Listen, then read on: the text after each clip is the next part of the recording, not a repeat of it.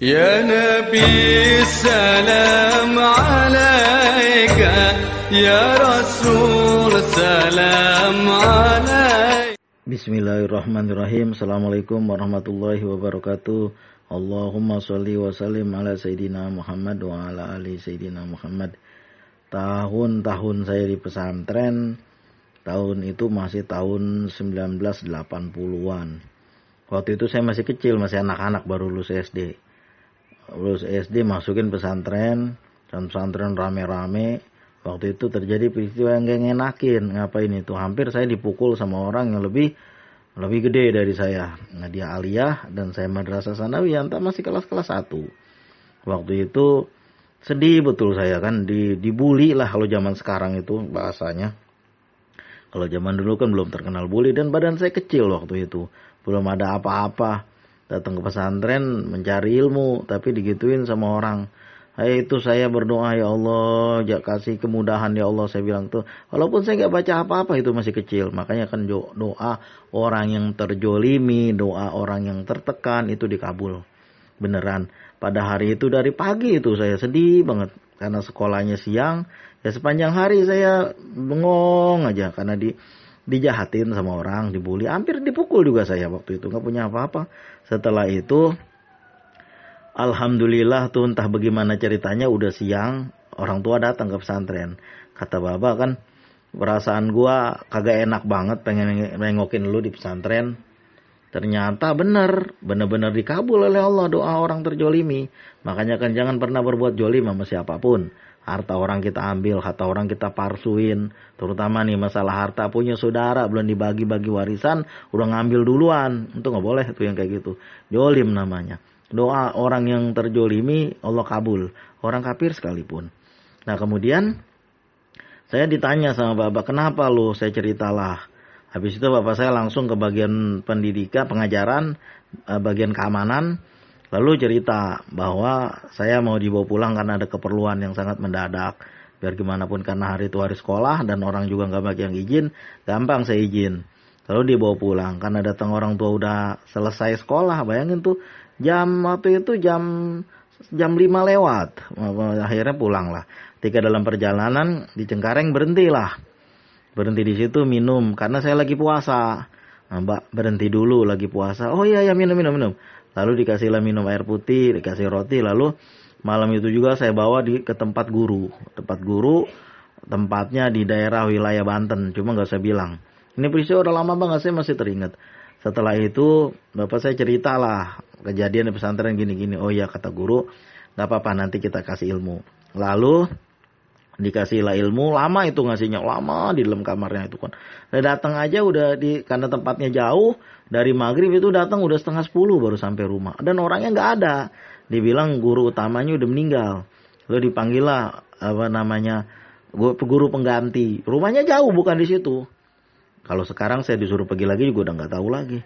Jauh lama lu gue naik motor. Akhirnya datang juga. Setelah itu, setelah dicerita, lalu masuklah ke dalam kamar. Di dalam kamar, lalu nggak usah saya cerita apa yang dilakukan oleh guru ini. Orang udah tua, bapak-bapak. Udah seusia bapak saya lah. Lalu beliau memberikan ilmu. Setelah itu beliau mengatakan, ini dibaca-baca ya. Dia bilang setiap hari. Lalu setelah itu di depan orang tua sendiri nih, dipukul lah saya sama guru itu. Dan guru itu terpental. Nah ini yang paling ringan katanya. Nanti kalau misalnya terjadi apa-apa, langsung aja lakukan teknik seperti ini, dia bilangnya. Baik Pak, karena beliau itu udah melakukan itu, kelihatan betul di mata saya itu. Beliau terpental, beliau bilang apa? Nah ini insya Allah udah boleh, amalkan ini setiap hari katanya. Dan saya amalkan itu setiap hari. Dan gak nyangka itu beberapa puluh tahun kemudian itu terpakai lagi ketika saya ditodong di Sumatera Utara. Mau saya bilang lah daerah tempatnya, 2 kali saya ditodong itu. Di kota besar sekali dan di tempat yang pariwisata sekali 2. Alhamdulillah kagak ngapa-ngapa. Dan sampai sekarang itu alhamdulillah. Dan mungkin kalau sekarang mah ya udah tua, yang namanya gitu-gituan gak saya banyakin lagi. Yang perbanyak sholawat. Karena apa? Berselawat itu insya Allah kasih keselamatan. Sedekah juga kalau ada. Dan yang mau saya bilang dengan peristiwa ini adalah, nah setelah itu saya di rumah, malam itu saya disuruh baca, amalin. Dan paginya besok saya datang ke pesantren dalam keadaan sangat percaya diri. Ada orangnya pun di situ saya nggak peduli lagi. Pokoknya kalau dia macam-macam, gua habisin di sini kata saya. Itulah ilmu pertama yang saya dapat. Alhamdulillah nggak terjadi apa-apa. Mungkin saya setelah 1 minggu datang orang tua tanya, bagaimana? Ada bentrokan? Enggak, Pak. Mungkin dia segan.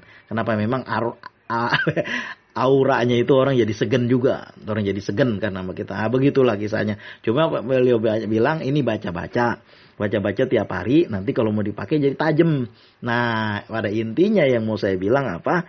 Amalan apapun, termasuk bacaan sholawat, bacaan surat Al-Waqiah, yang lain-lain semuanya itu, kita amalin setiap hari secara kontinu. Secara kontinu dan istiqomah, walaupun jumlahnya nggak banyak. Taruhlah kita baca salawat Jibril 1 hari, mampunya 25.000 kali. Sallallahu ala Muhammad, sallallahu ala Muhammad, sallallahu ala Muhammad. Dari pagi sampai sore sambil kerja, sambil beraktivitas. Mampu kita 25.000 kali. Lakukan setiap hari. Seperti itu. Atau salawat Nabi setiap habis maghrib sampai isya kita baca itu 1000 kali. Dalam 1 jam 10 menit itu habis 1000 kali. Itu kita lakukan setiap hari. Istiqomah. Istilahnya orang tua bilang, kalau seandainya laksana pisau, kalau tiap hari diasah kan tajam. Nah begitulah. Itu yang diasah tiap hari. Ada satu kisah ketika saya alamin sendiri nih ketika saya SMA. Biasanya kan saya dulu di pesantren ngamalin sholawat nariyah. Setiap habis maghrib itu diamalin 100 kali rame-rame dengan kawan. Ya walaupun cuma 100 kali sholawat nariyah, tapi yang bacanya ribuan orang. Taruhlah santri 3.000, belum tambah perempuan. Taruhlah 4.000. Lebih, kurang lebih, hitung gampang 4.000. Kalau saya baca 100 dengan kawan-kawan 100 ya tinggal kali aja. 100 kali 4.000. Banyaknya luar biasa itu. Nah, itu saya amalkan selama 4 tahun di pesantren.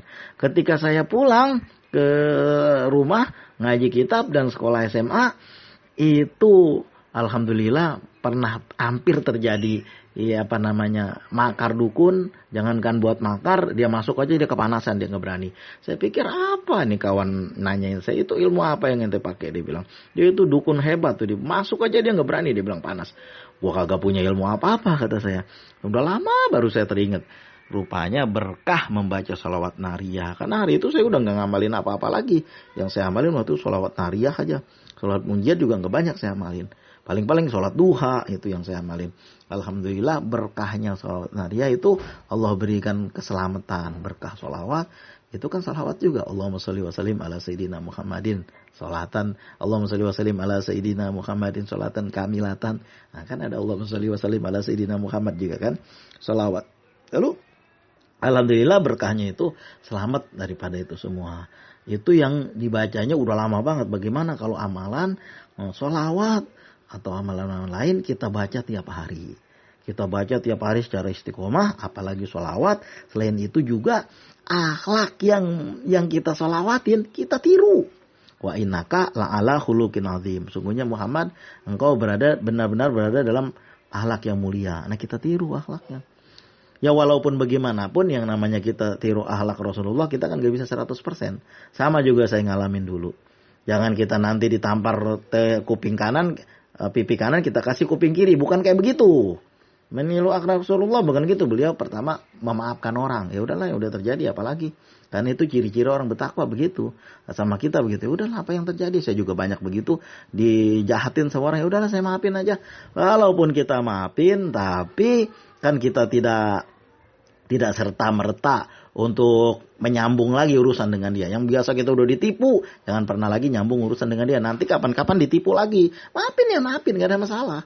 Karena Rasulullah menyuruh kita, wal afina anin nasi, dalam Al-Quran disebut, dan orang-orang yang memudah memaafkan kepada siapapun. Iya, tapi yang namanya bekas tentu ada kan. Tetap kita ingat itu. Bekas kita ingat. Dan juga meniru akhlak Rasulullah bukan kita diserang lalu kita diam aja. Memang sih kita diserang. Saya udah banyak sekali gitu. Rumah diserang, jiwa pribadi diserang, disebarkan kemana-mana. Tapi kalau badan belum pernah. Mereka mikir juga. Nah jadi terus menerus kita mengikuti akhlak Rasulullah. Tapi kalau ada bahaya jangan kita mundur. Ya ayuhan nas, la tatamannau liqa'al adu. Basallallahu alal afiyah. Wa idza laqitumuhum fasbiru wasbutu wa alamu anal jannata tahta birari suyub. Nah itu. Ya ayuhan nas, wahai sekalian manusia, la tatamannau liqa'al adu. Jangan pernah nyari musuh. Nantang-nantang cari musuh, orang kita tantang-tantangin kagak boleh. Mentang-mentang baru punya ilmu, lalu orang kita tantang-tantangin kagak boleh. Yang namanya padi semakin berisi, dia semakin merunduk. Nah, maaf aja bang, minta maaf aja. Kalau ada dia di situ orang jahat, kita jangan lewat situ, kita ngalah aja. Kalau dia ada di situ kita lewat, kita ngalih aja, jangan lewat situ. Tetapi kalau kita masih udah bersabar, udah menghindar tapi masih diserang juga, jangan lupa apa itu, innal jannata tahta birari suyub. Sungguhnya surga itu di bawah bayangan pedang. Jangan mundur kalau musuh datang. Lawan musuh itu. Termasuk para penjajah, para koruptor, kita lawan. Para penilap duit-duit rakyat, kita lawan siapapun. Innal jannata tahta birari suyub. Sungguhnya surga itu di bawah bayangan pedang. Kalau memang kita mempertahankan kebenaran, kita lawan. Nah begitu. Rasulullah kan juga begitu. Beliau dicela, ya nggak apa-apa, biarin aja, kita maafin aja. Tetapi kalau orang kafir itu menyerang umat Islam, beliau akan bersama-sama dengan pasukannya, jamaahnya menyerang juga, menyerang balas. Usikum wa nafsi bitaqwallah. Mudah-mudahan yang saya sampaikan ini bisa bermanfaat untuk semua. Yang penting yang mau saya bilang pada kesimpulannya adalah apapun amalan kita baca tiap hari, termasuk sholawat. Dan juga yang kita sholawatin, kita tiru perbuatannya, kita tiru akhlaknya. Karena Allah sudah memuji beliau, kita juga memuji apa yang dipuji beliau. Wa innaka la'ala khuluqin azim. Sungguhnya Muhammad, engkau benar-benar dalam akhlak yang mulia. Akhlakmu betul-betul mulia, begitulah. Allahumma sholli wa sallim ala sayyidina Muhammad wa ala ali sayyidina Muhammad. Mudah-mudahan kita bisa mengikuti Rasulullah, membaca salat kepada beliau, dan juga mengikuti tata cara beliau juga tentang sunnah-sunnah, dan juga jujur, karena beliau dagang jujur, baca salawat tiap hari, tapi kita korupsi juga, kita ngambil juga barang dagangan, kita tipu orang lain, harga kita mark up, harga dari kantor 100 juta, kita naikin 150 juta, itu termasuk yang jangan juga seperti itu. Tapi orang yang bersalawat, insya Allah yang gitu-gituan dia udah nggak mau lagi. Dikit-dikit dia tinggalin. Maka dari itu kalau kita mau jauh dari perbuatan seperti itu, perbuatan seperti itu yang kagak ada untungnya sama sekali. Kita dapat duit 10 miliar juga nggak ada untungnya. Tetap kita rugi di masa depan. Itu siapa yang menabur angin, dia pasti akan menuai badai yang lebih susah lagi. Maka dari itu, yang gitu kita jauhin. Terima kasih atas segala perhatian. Mohon maaf atas segala kekurangan. Usikum wa nafsi bitaqwallah. Assalamualaikum warahmatullahi wabarakatuh.